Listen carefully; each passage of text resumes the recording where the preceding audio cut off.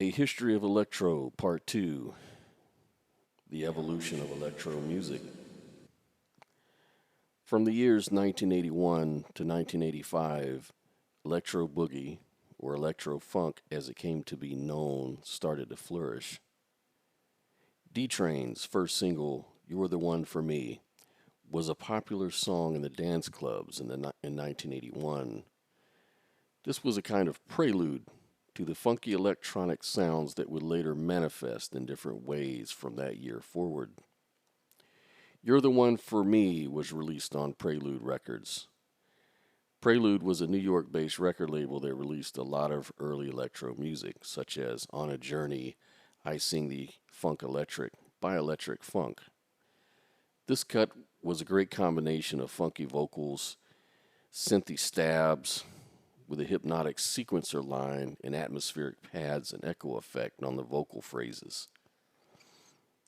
Other songs, like the Peach Boys' Don't Make Me Wait, would also represent a move from the old disco sound to this newer electro funk sound. The only missing elements are representing electro at the time would be the talk boxes, the vocoders, and the drum machine, especially the TR 808. The Roland TR 808. The TR 808 was an improvement upon the CR 78 by having a better front panel for easier real time programming. There were volume knobs for each individual voice, multiple audio outputs, and superior sounds which were created using analog circuits. The TR 808 is famous for its kick drum. The kick could be manipulated in different ways. You could tune it, you could increase the sustain. This would give the bass kick a huge sub bass sound that could easily fill a track up and keep a dance floor packed. The snare sound was also famous for its snappy, clean, crisp sound that could cut through the deep lows of the kick pattern, which one may program in. Other sounds included the famous cowbell that seemed to give electro music and later hip hop records a signature sound as well. It seemed that most electro funk records featured that 808 cowbell rather distinctly. The first electro song using the TR 808 was Riot in Lagos by Ryuichi Sakamoto, a member of the Japanese band Yellow Magic Orchestra. This was released in 1980 on Island Records and was a track that would popularize the Kraftwerk sound that was popular mainly in Europe at the time. It was definitely similar in feel to Kraftwerk's later release Pocket Calculator in 1981. Warp 9, Nunk. In 1982, Warp 9 was a New York based group consisting of Lottie Golden and Richard Scher. Their sound is described as having gorgeous textures and multiple layers. Their second single, Light Years Away, which used live Latin percussion overdubs, but on top of that 808 beat. And it was the cornerstone of early electro beatbox Afrofuturism and describes ancient alien visitations and partially inspired by the message from Grandmaster Flash and the Furious Five. And it also pays homage to Sun Ra's film Space is the Place. This group further inspired the sound of electro-funk with visions of future utopias, alien technologies, and of course the TR 808 signature sound pulsing in the background. Later on, hip-hop producers like Curtis Mantronic would emphasize the 808 sound, especially the futuristic cowbell on that one down-tempo electro rap record, Fresh is the Word, and the other one, Needle to the Groove.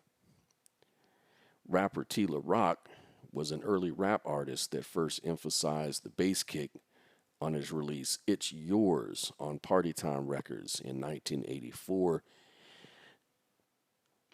Midnight Star was another early 80s group that sort of put the electro funk into a more disco R&B feel with songs like Freakazoids and Electricity. Midnight Star was hugely successful, and they definitely projected their sound worldwide, doing worldwide tours and so forth. But a huge champion of the TR-808 sound was Egyptian Lover. As mentioned in part 1 of this series, Egyptian Lover bought an 808 when his friend Africa Islam told him that that was the drum machine used for Planet Rock. The TR-808 was definitely getting play and creating some signature sounds that producers were taking note of closely.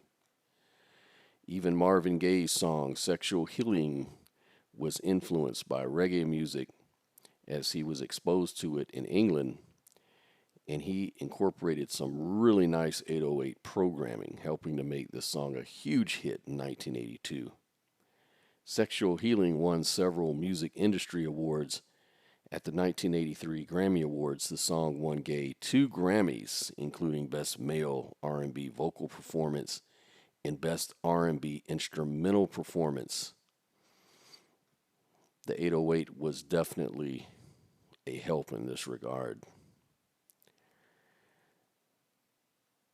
Freestyle.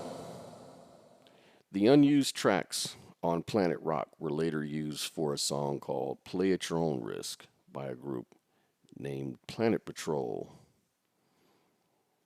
These elements included an acoustic piano track played by John Roby, a separate synth and string line, and other Latin form percussion and synth sounds and melodies. John Roby was a genius keyboard player and melody maker. Roby had an affinity for assembling melodies and patterns in such a way that created a kind of hallmark sound for Tommy Boy record releases. This sound had been established as its own genre called freestyle later on.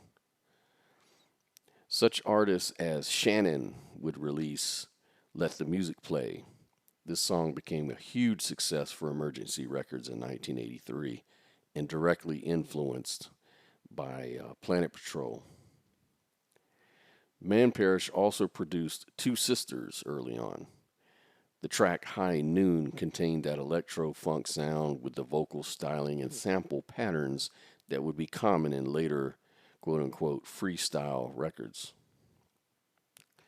Freestyle artists surged since this record dropped. Artists such as Stevie B, Johnny O, Sapphire, George Lamond, Lil Susie, Judy Perez, Expose, Lisa and Cult Jam, TKA, Karina, Company B, The Cover Girls, Noel, Sweet Sensation, and so many more would come to dominate the dance music scene in the early to mid 80s. And while freestyle established its roots as a genre in New York City without properly being known as freestyle, it did, though, become freestyle in Miami, Florida, and it was about to take the music form to the very next level. Pretty Tony Butler. When Tony Butler was in high school, he was a DJ doing different high school parties and gyms and parties. He started DJing at one of the biggest skating rinks in Miami called Superstar Roller Tech. It wasn't hip hop yet at the time, so he played electro records like Planet Patrol, the Johnson Crew, Kraftwerk, and other dance music. Atlantic Records and others were part of DJ record pools where they'd give the DJs 20 records each, and then the DJ would give them feedback on the records. But what they noticed is that every one Tony told them would be a hit was in fact a hit. They started asking him about different records they were unsure of that they really wanted to release. They sent Tony records before they were even released just to check them out and get his feedback.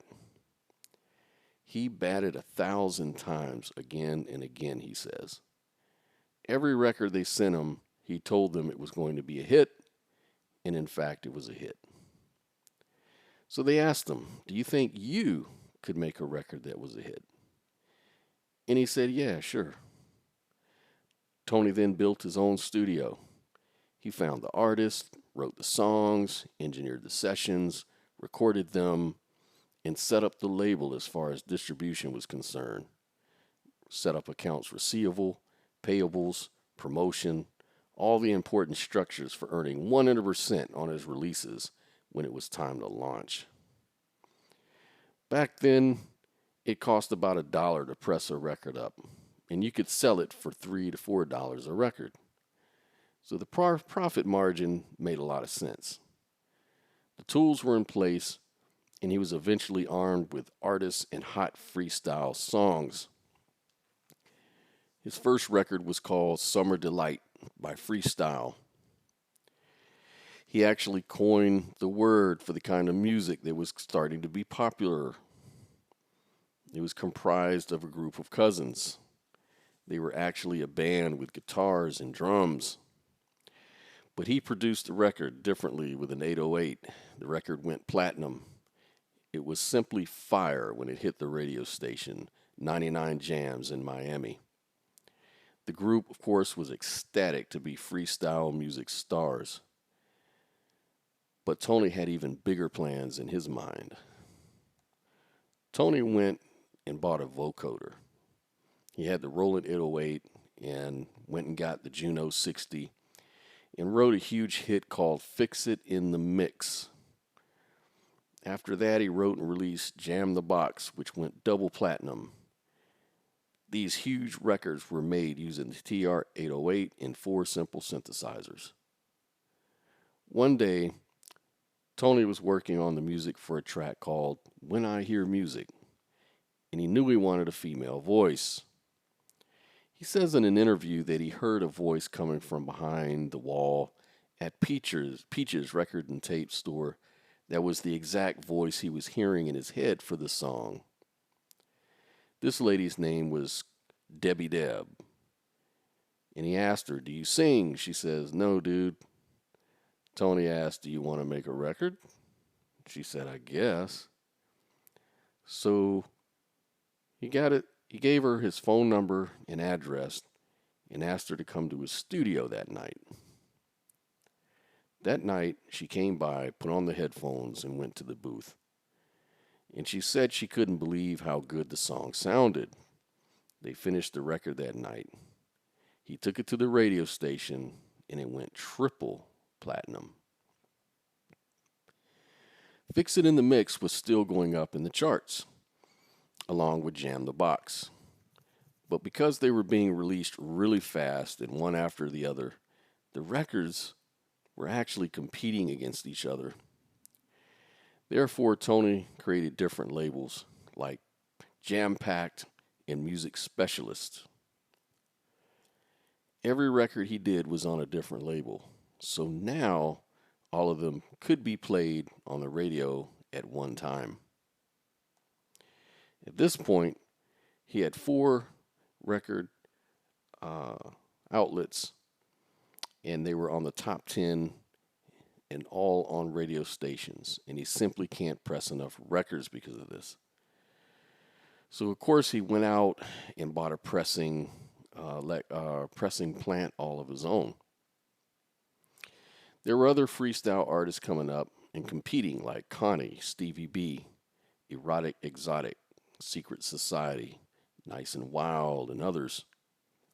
And then there were New York artists like Lisa and Cult Jam, Noel, The Cover Girls, Johnny O, Sweet Sensations, and others that were making noise.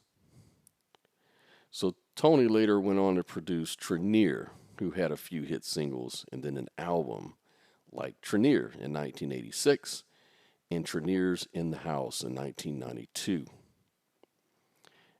At the time, freestyle music was evolving in Miami thanks to Pretty Tony. But there was another subgenre of electro that was spinning off. This was called Miami bass. a.d.e. a.d.e, born Adrian Hines in Miami, Florida, is an American music producer and rapper who pioneered the hip-hop genre of Miami bass music. His 1985 single, Bass Rock Express, is considered to be the start of Miami bass. His single, Bass Mechanic, is also considered a huge follow up and further anchored the success of bass music. He recorded on the Foresight record label, which was owned by his dad, Billy Hines. And it was considered to be the first independent hip hop label of the entire South. His name stands for Adrian Does Everything, which refers to the fact that he both rapped and produced his own records. MC a.d.e went on to solidify classic bass music joints, such as The Train, one of my all-time favorite Miami bass songs, Hit Hard, Nightmare on a.d.e Street, How Much Can You Take, and MC a.d.e by the super DJ, DJ Eddie B, and it included on the LP Just Something to Do in 1987.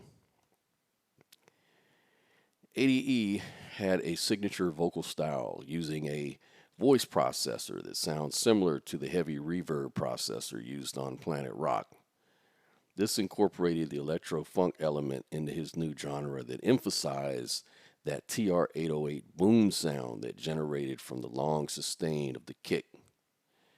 Using other drum machines that could sample and bank 808 bass sine wave booms, a.d.e would also use this tool to create bass lines and pitch variations that came to be popular in the late 80s and into the 90s, all off the 808 sound. These Miami bass records would popularize the heavy sub-bass elements in the music and also spawn Miami booty music and car audio bass that was soon to take hold with artists like Dynamix 2, DJ Laz, DJ Magic Mike, Afro Rican, Techmaster PEB, DJ Billy E, Bass 305, and Bass Patrol. The Two Live Crew. The Two Live Crew is an American hip-hop group originally from California, along with rapper The Amazing V, who eventually left the group. Then they moved to Miami, Florida to do work with Luther Campbell, a.k.a. Luke Skywalker, who at the time was a local DJ and promoter. He invited the Two Live Crew to relocate to Miami. Also due to the subsequent success of Two Live Crew, this made Christopher Wong One, better known by his stage name Fresh Kid Ice, as the first Asian American rapper in hip-hop and the first Asian rapper to gain notoriety. The group is today well known as being composed of Luke Campbell, Fresh Kid Ice, Mr. Mix, and Brother Marquis. They were the most controversial rap group at this time in the U.S. due to the sexually explicit content in their songs, particularly on their 1989 album, As Nasty as They Wanna Be, that peaked at number 29 on the Billboard 200 and number 3 on the top R&B hip-hop albums chart. They were frequently challenged for their sexual explicit lyrics, but they did win a landmark case solidifying free speech and expression. In 1992, the United States Court of Appeals for the 11th Circuit overturned the obscenity ruling from Judge Gonzalez, and the Supreme Court of the United States refused to even hear Broward County's appeal. As a result of the controversy, sales of As Nasty as They Wanna Be sold over 2 million copies. But before all of that, the single, Throw the D, released in January 1986 and established a permanent blueprint for the future Miami bass songs. The song came about when they noticed a new popular dance in Miami called Throwing the Dick, and especially when the Herman Kelly and Life's song Dance to the Drummer's Beat played. The Fresh Kid Ice suggested to Mr. Mix that they should adapt the hook, and they scratched it into the song. Kid Ice felt his voice was too high-pitched for the hook, so Mr. Mix came up with the pattern, did it using an emulator. Wong One wrote the lyrics in 20 minutes on a plane ride. Finally, they booked a 16-track studio to record it. That single and the album that followed was phenomenally successful and made the Two Live Crew the face of Miami-based music and ghetto-style DJs. The publicity then continued when George Lucas, owner of the Star Wars universe, successfully sued Campbell for appropriating the name Skywalker for his record label, Luke Skywalker Records. Campbell then changed his name to Luke and changed the record label's name to Luke Records.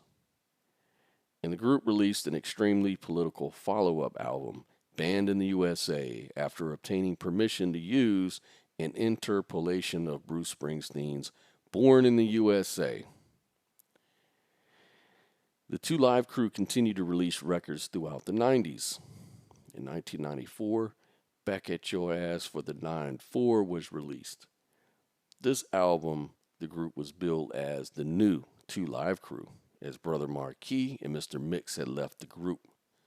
The lineup for this album was Fresh Kid Ice, Luke, and new member, Verb.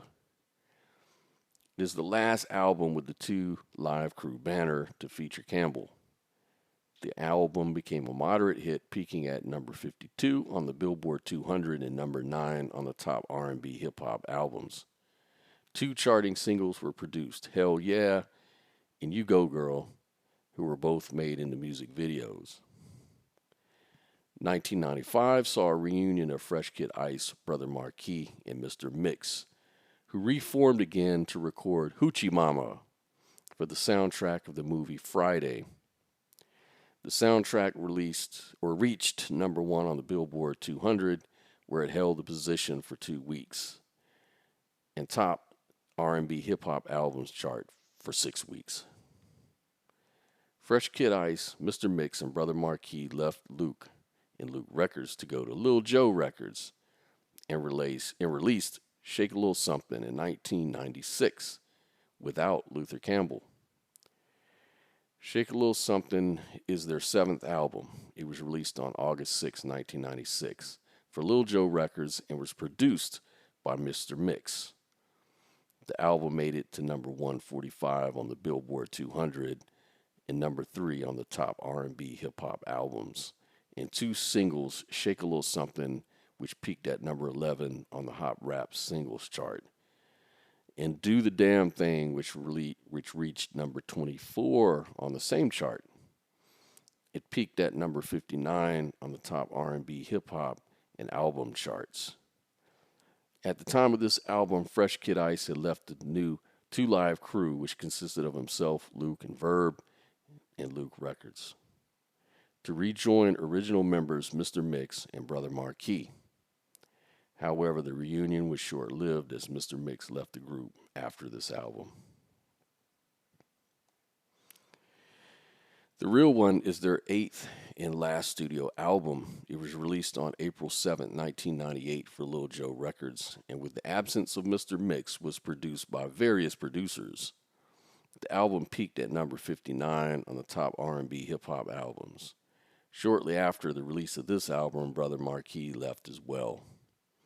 In the early 2000s, both Brother Marquis and Fresh Kid Ice pursued solo projects. Then between 2006-2007, Fresh Kid Ice and Brother Marquis discussed their differences and decided to relaunch Two Live Crew.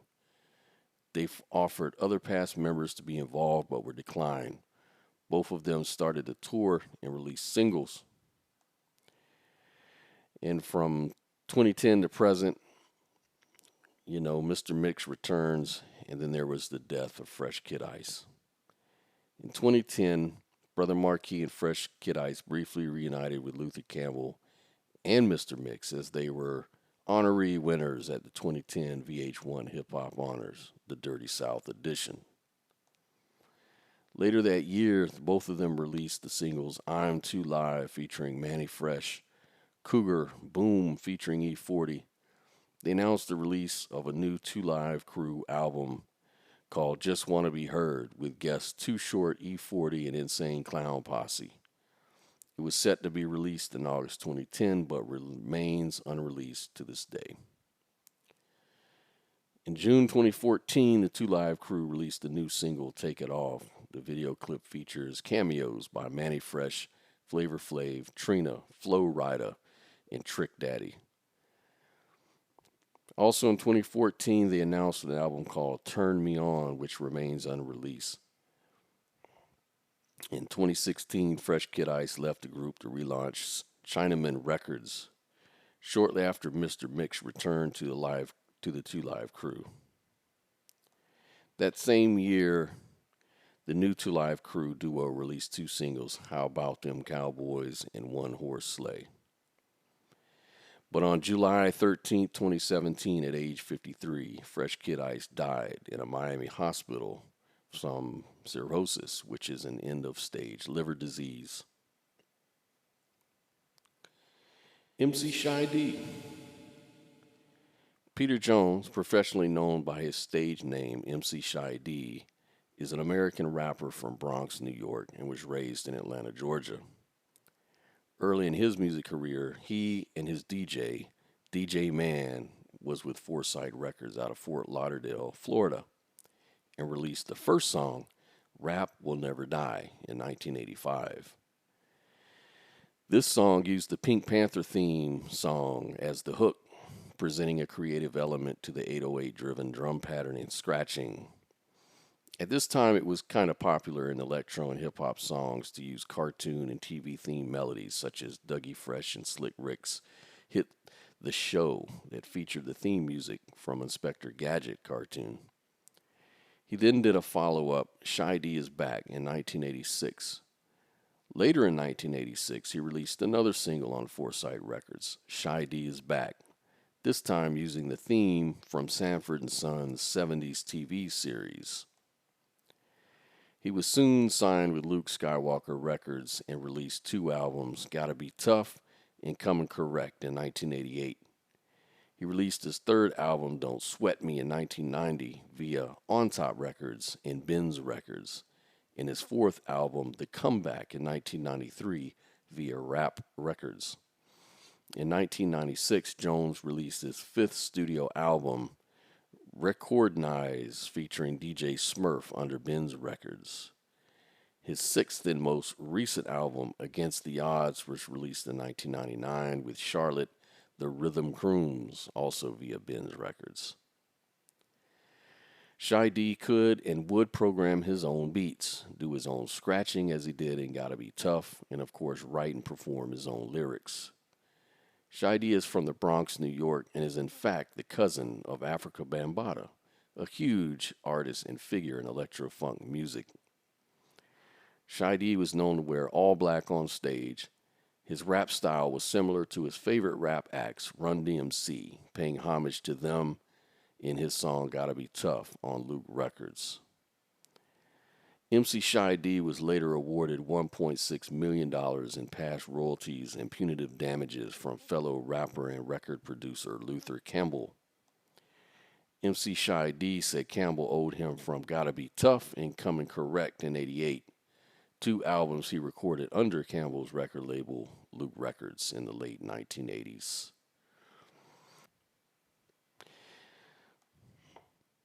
Electro bass. Another subgenre closely related to the car audio bass genre was electro bass. This genre was introduced by Maggotron. Maggotron is one of the pioneers of Miami bass music. He uses samples from many different sources and is influenced directly by Parliament Funkadelic and Earth, Wind & Fire, among others. In his tracks, he usually includes guitar solos, high and low pitched rap vocoders, and super fast scratches and cuts. He originally produced records on Jamron Records, doing electro tracks. His records were later released on Pandisc Records out of Miami, which was the home of many other Miami-based artists like Clay D, Afro Rican, DJ Laz, Trenier, Debbie Deb, Young and the Restless, and many others. Maggotron, born James McCauley, and also known as DXJ, Mega Zulu 2, Planet Detroit, and Bassmaster Khan is one of the pioneers of Miami bass music. He uses samples from many sources and is influenced by Parliament, Funkadelic, and Earth, Wind, and Fire, among others. As DXJ in his early works, he characterized the songs by his humorous approach, which can also be seen in his use of pseudonyms. Musically, DXJ's music is characterized by its use of electro, bass beats, and rock guitars, as well as vocal samples from all kinds of different sources. Internationally known, DXJ's contribution to Miami bass, electro, or street music has influenced breakbeat, crunk, ghetto tech, and other genres of music. Other notable electro bass artists and producers would be Techmaster P.E.B., who was reminiscent of Kraftwerk, Erasure, Man Parrish, and he emphasized synthesizers and futuristic concepts and backdrops. Bass 305, 144 Hertz, Bass Patrol, and hundreds of other names would saturate the electro bass market and flood their record stores with singles and albums and attractive covers, usually of women models and thongs, that also helped generate sales as eye candy that basshead junkies would buy up and then play in their cars and trunks in car shows throughout the United States in the early to mid 90s. High-tech car audio systems and 50-inch woofers would be the craze, and so blasting Miami bass and electro bass jams would attract an audience and be a way for young men to pick up on young women attracted to the booming sounds and the hot cars they would showcase. In the late 90s, hip hop incorporated the electro sound again, but infusing bass and slower tempos into music forms like Dirty South, crunk, and trap music later on, made popular over the years by down south artists and producers like Lil Jon and the East Side Boys, 3-6 Mafia, Lil Zane, Lil Scrappy, T.I., Nelly, Master P, Mystical, the Yin Yang Twins, the Black Eyed Peas, Lil Wayne, and Ludacris, just to name a few. The Black Eyed Peas went on to repopularize electro sounds, borrowing riffs and melodies from Egyptian lover songs and songs like My Humps. The mastermind producer was will.i.am, who says he was inspired by early 808 music, which was highlighted in his 2008 song Boom Boom Pow, along with futuristic visions and throwbacks to early 80s electro themes in that song. So to this day, as we say, electronic music is influencing and incorporating itself into every genre of music, whether it be radio, TV, movies, streaming platforms, and of course, dance clubs. What was first considered maybe a passing fad by many is now an inescapable part of cultures all around the world musically. The success of electronic music has everything to do with the evolution of technology. It has everything to do with the natural evolution of human beings the world over that write and produce music for a growing demand of an audience that loves electronic music. It has the intrinsic quality of being a great tool of choice for music expression and creation in rap music, dance music, rock music, pop music, ambient music, chill out lounge, even country music. Electronic music seems to be here to stay. All the way back from the 80s to the mid 90s with booty music, songs like the Tootsie Roll by 95 South, Whoop There It Is by Tag Team, My Baby Daddy by B-Rock and the Biz, The Train by the 69 Boys, Back That Ass Up by Juvenile, Down Low by Freak Nasty, What's Up by Player Poncho on Jermaine Dupri's So So Def label out of Atlanta, Georgia. The music has just been growing and growing and growing. Its influence is found in rap music today, in trap music with that heavy bass sound. Artists such as Drake, Lil Wayne, you name it, Lil Uzi, every artist today, rap artist today, is going to incorporate that 808 sound just in different, manipulations and genres like trap, like drill music. It goes on and on. And so I celebrate the influence of electronic music to get us to where we are today and follow the history and share it with you.